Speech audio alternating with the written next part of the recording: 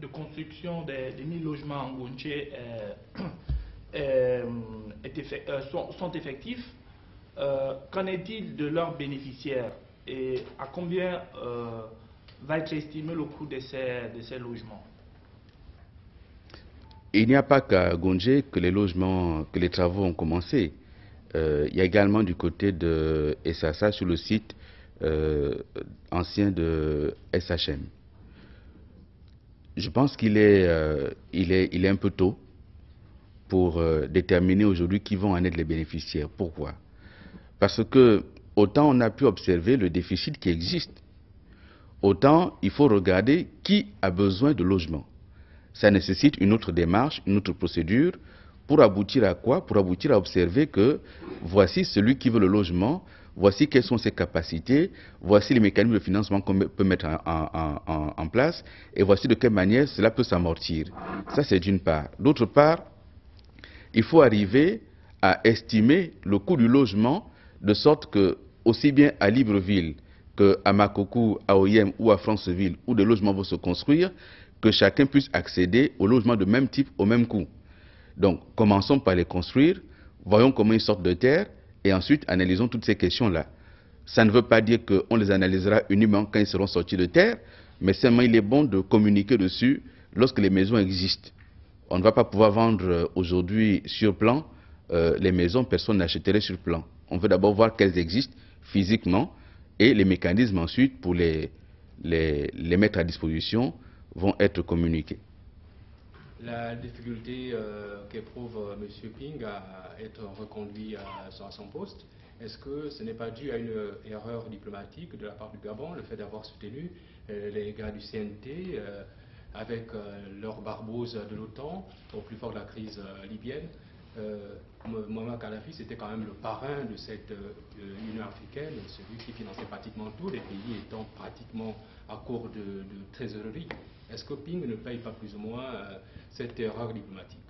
Alors, deuxième souci, c'est quelle lecture faites-vous des points de vue opposés de deux députés de Mimboul sur le projet des VA Culture de la société Olam, surtout qu'à l'émission Agora hier, il se trouve que l'un d'entre eux s'est inspiré, semble-t-il, vous lui aurez certainement soufflé pas mal de choses, c'est ce qui se dit. Est-ce qu'il y a eu une erreur diplomatique? Le Gabon a soutenu des principes.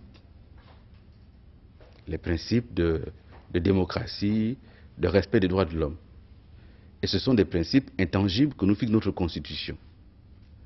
Et nous sommes liés par un certain nombre d'engagements et de traités internationaux. Est-ce que c'est Mouammar Kadhafi qui finançait l'Union africaine ou les pays aujourd'hui qui ne soutiennent pas Jean Ping?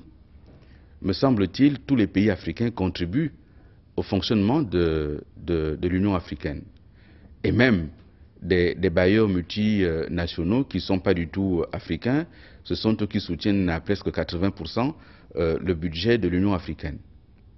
La situation, elle est simple. Nous avons un candidat et la diplomatie gabonaise s'active pour faire élire ce candidat-là. En face, vous avez un pays frère dont la candidature n'a pas du tout approché les scores atteints par M. Jean Ping et qui maintient sa candidature. Donc le problème n'est pas le problème du Gabon aujourd'hui et ce n'est pas le Gabon qui est à l'origine du blocage qu'il y a. C'est notre pays frère d'Afrique du Sud qui maintient une candidature sans être certain de pouvoir atteindre demain le seuil nécessaire pour que Mme Zuma devienne présidente de la Commission de l'Union africaine. Parce que c'est de cela qu'il s'agit. Il y a quand même un certain nombre d'éléments dont il faut tenir compte. M. Jean Ping est un diplomate chevronné, dont personne ne peut contester les compétences. M. Jean Ping a eu un mandat difficile compte tenu de la situation de crise qu'il y a en Afrique généralement. Il y a eu le printemps arabe, il y a aujourd'hui la situation dans le Sahel, il y a l'Est de la RDC, il y a plusieurs situations sur lesquelles M. Ping a été engagé. S'agissant des des députés de Minvoul.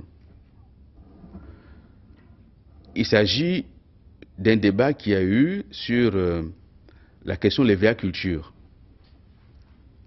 Est-ce que, oui ou non, la culture de l'EVA peut être une bonne chose pour l'économie de notre pays? La réponse du gouvernement et des pouvoirs publics, c'est oui. Est-ce que les études ont été menées pour tenir compte à la fois des préoccupations environnementales et sociales? La réponse, c'est oui. Et l'étude n'a pas été confiée à un cabinet créé hier. L'étude a été confiée à un cabinet qui existe, qui a fait ses preuves, qui travaille avec un certain nombre de groupes mondiaux, dont BHP Billiton et d'autres groupes, et dont les études menées au Gabon n'ont jamais été battues en brèche. Donc c'est un cabinet qui a prouvé son sérieux. Qu'il y ait des interrogations de la population autour du projet, c'est légitime, c'est normal, et les pouvoirs publics apportent des réponses pour apaiser les inquiétudes.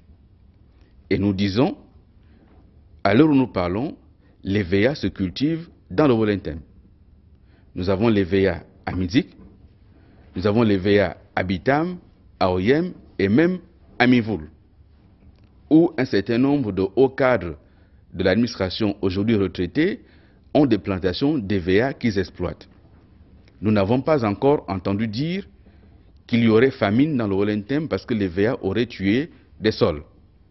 Donc, il ne faut pas transposer au Gabon des inquiétudes qui ont été observées ailleurs. Mais la technologie évolue, la science évolue, la façon d'utiliser des pesticides et des engrais, le Gabon a une réglementation qu'il faudra mettre en œuvre.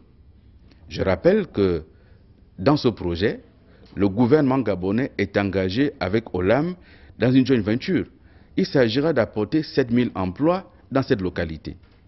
Mais 7000 emplois, lorsque vous imaginez que chaque employé peut avoir sous son autorité et sous sa responsabilité 4 à 5 personnes, vous avez 35 000 personnes qui peuvent vivre directement du produit de cette plantation.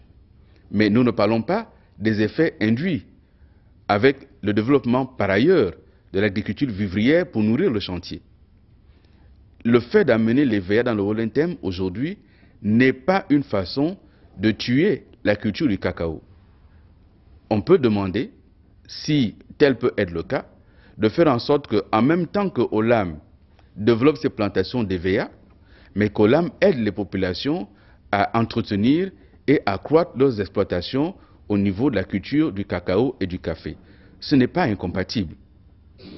Maintenant, qu'il y ait eu 2 députés du même parti qui se soient affrontés sur ce sujet, chacun peut en faire une lecture différente. Pour ma part, je considère que c'est une expression libre, la démocratie, que chacun a ses positions, les exprime librement. Que le député de M. Zibi, je crois, ait dit s'être inspiré de moi, en tout cas en ce qui concerne la bataille menée autour du projet Belinga, il faut quand même observer que je réponds à cette question parce que vous me la posez. Mais moi, je suis devant vous comme porte-parole de la présidence de la République et je rends compte des activités du président de la République. Donc, ce que j'ai pu mener comme activité par le passé, je peux être amené à me justifier dessus sous d'autres cieux ou à une autre occasion, mais pas à l'occasion de ce compte rendu que je fais face à vous. Ça voudrait donc dire que je parle devant vous de moi-même et pour moi-même, ce qui n'est pas le cas. Donc je pourrais répondre à cette question, mais pas dans le cadre de cette activité que j'ai avec vous. Merci d'être venu et à bientôt.